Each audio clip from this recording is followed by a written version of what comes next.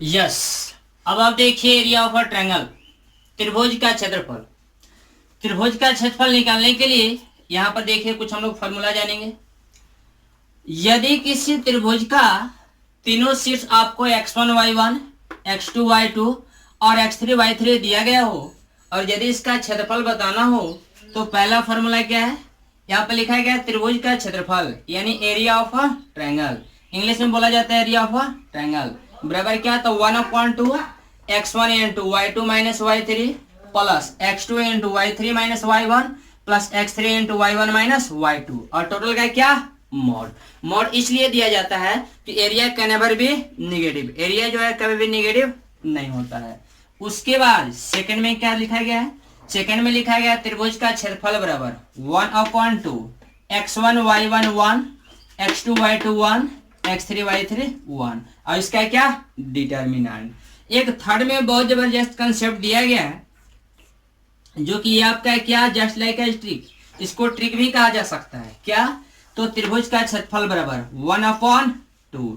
यहाँ पर क्या लिखा गया है डिटर्मिनेंट्स ऑफ क्या, तो x1 y1 x2 y2 यानी यहां से स्टार्ट हो जाइए x1 y1 x2 y2 plus का प्लस हाफ का हाफ, फिर यहाँ जितना से एंड उतना से यहाँ पर क्या हो जाएगा स्टार्ट, तो x2 y2 और इसके बाद क्या नेक्स्ट में बढ़ जाइए तो x3 y3, तो आपका हो जाएगा x3 y3 प्लस का प्लस हाफ का हाफ, फिर क्या डिटर्मिनेंट्स ऑफ, फिर यहाँ जितना से एंड हुआ उतना से यहाँ क्या हो जाएगा स्टार्ट, तो x3 y3 इसके बाद फिर क्या x1 y1 यानी जहां से स्टार्ट किए थे वहीं पर फिर आ जाएंगे तो x1 y1, ये आपका ऐसे हो जाएगा।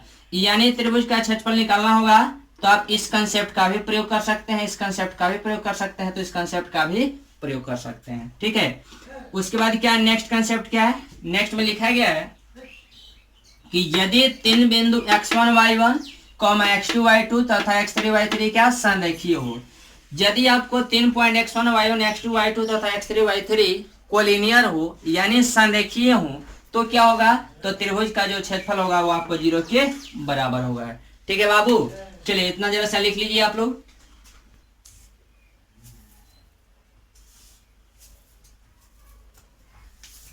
यस। अब आप देखिए जैसा कि यहां पर लिखा गया है कि दो बिंदु x1 y1 तथा x2 y2 को मिलाने वाली रेखा का समीकरण, यानी दो बिंदु को मिलाने वाली रेखा का यदि समीकरण ज्ञात करना होगा तो आप कैसे ज्ञात करेंगे।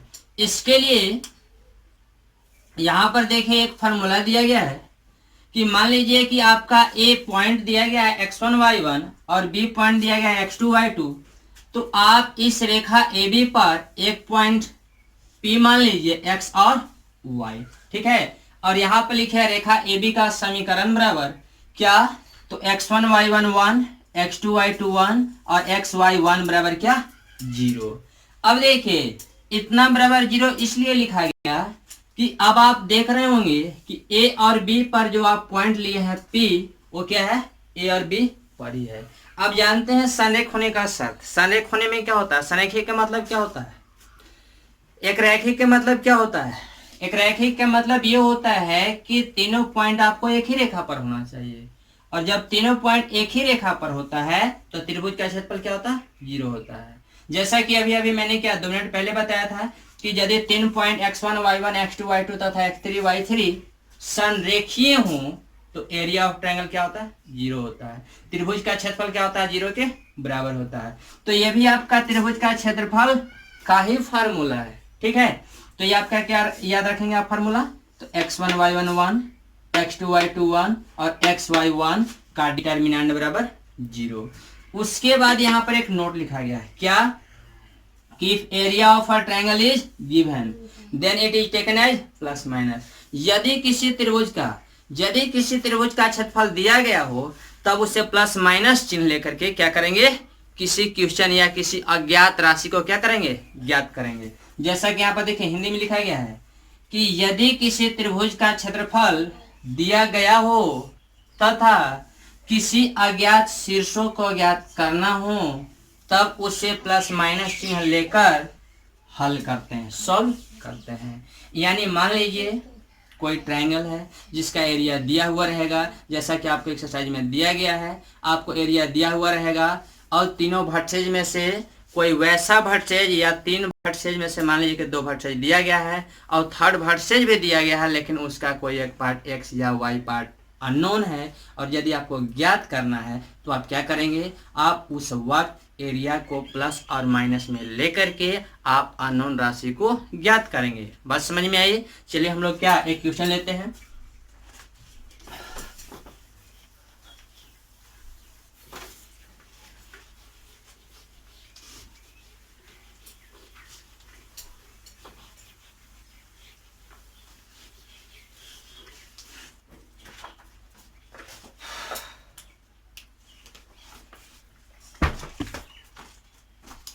जैसा कि क्वेश्चन दिया गया है 4.3 एक्सरसाइज 4.3 में पहला है बाबू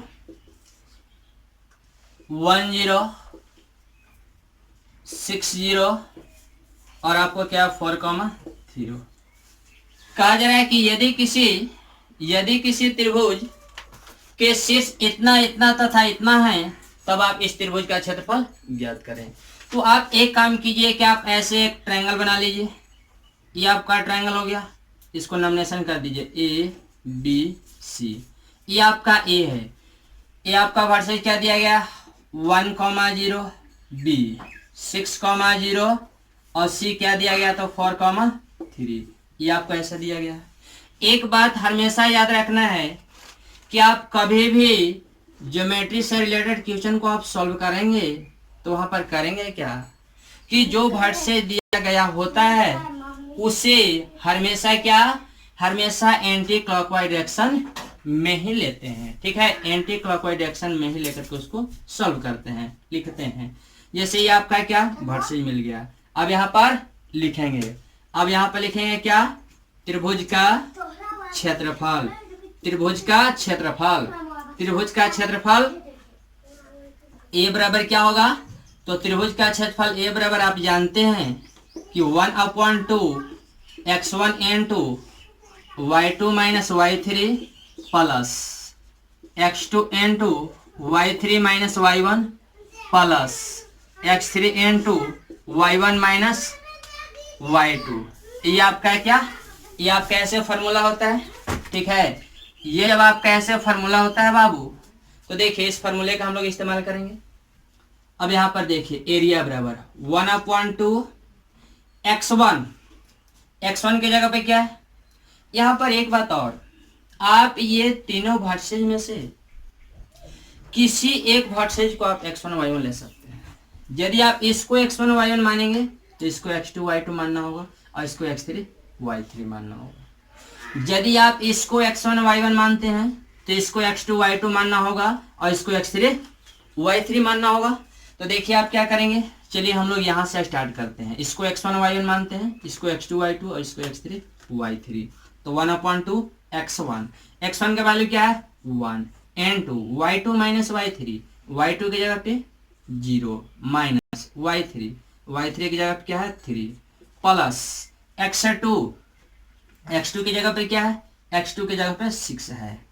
तो x2 into y3 minus y1 y3 का वैल्यू क्या है y3 का वैल्यू क्या है 3 माइनस y1 का वैल्यू क्या है बाबू 0 प्लस x3 क्या है x3 आपका है 4 into y1 माइनस y1 का वैल्यू क्या है 0 है, y2 का वैल्यू क्या है 0 है। तो ये आपका ऐसे हो जाएगा।